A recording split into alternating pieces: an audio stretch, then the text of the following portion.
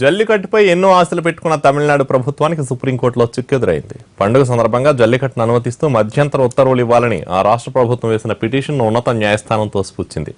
మధ్యంతర ఉత్తర్వుల కోసం ఒత్తిడి చేయడం తగదని సుప్రీంకోర్టు పేర్కొంది. జల్లికట్టుపై నిషేధం ఎత్తివేయాలన్న పిటిషన్ను తిరస్కరించే సమయంలో తమిళనాడు న్యాయవాదులపై ఆగ్రహం వ్యక్తం చేసింది సుప్రీంకోర్టు.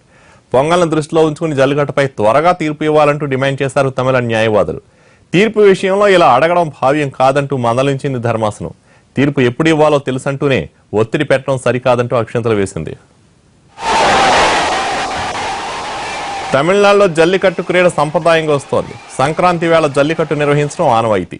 అయితే ఈ క్రీడలో జంతు హింస ఉందని కొందరు సుప్రీంకోర్టును ఆశ్రయించడంతో 2014లో నిషేధం విధించింది. అప్పటి నుంచి నిషేధాన్ని ఎత్తివేయాలని పోరాటాలు జరుగుతూనే ఉన్నాయి. జల్లికట్టుపై నిషేధాన్ని తొలగించాలని కోరుతూ దివంగత ముఖ్యమంత్రి జయలలిత సైతం అనేకసార్లు కేంద్రానికి ఉత్తరం కూడా రాశారు. తాజాగా కేంద్రం ఆర్డినెన్స్ తేవాలంటూ శశికళ, సీఎం పన్నీర్ సెల్వం కూడా ప్రధానికి లేఖ రాశారు. అయితే సుప్రీంకోర్టు నిషేధం ఎత్తివేతకు నిరాకరించడంతో ఈసారి కూడా తమిళనాడు సంక్రాంతికి జల్లికట్టు సందడి లేనట్టే. పొంగల్కు తమిళనాడులో జల్లికట్టు నిర్వహించడం 20 శతాబ్దాలుగా వస్తున్న ఆనవాయితీ. అయితే దీనిపై 2014లో సుప్రీంకోర్టు నిషేధం విధించడంతో స్టే కోసం యత్నించింది రాష్ట్ర ప్రభుత్వం.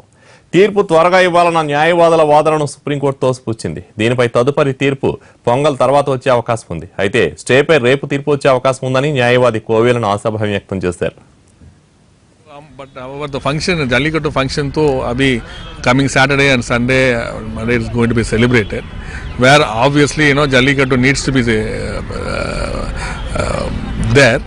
So therefore, court ko hum mention kiya tha that our application to vacate the stay वो तो पेंडिंग है. So उस application को listing करवाने के लिए हमने mention कर दिया किया वो, बट कोर्ट ने मना कर दिया. नहीं हम we are in the process of delivering the judgment or drafting, so therefore you have to wait. इसका बाद और एक प्रेयर तो हमने किया. सो तब तक वो आएगा. हम फिर दूसरे एप्लीकेशन हम फाइल करने के लिए, मतलब वो इंट्रीम अरेंजमेंट करने के लिए और एक एप्लीकेशन मूव करने के लिए हमको लिबर्टी दे दो. उसको भी कोर्ट मना कर दिया. कोर्ट ने बोला नहीं, you have to wait till judgment, but anyway it will come soon because we are in the process of drafting and delivering the judgment.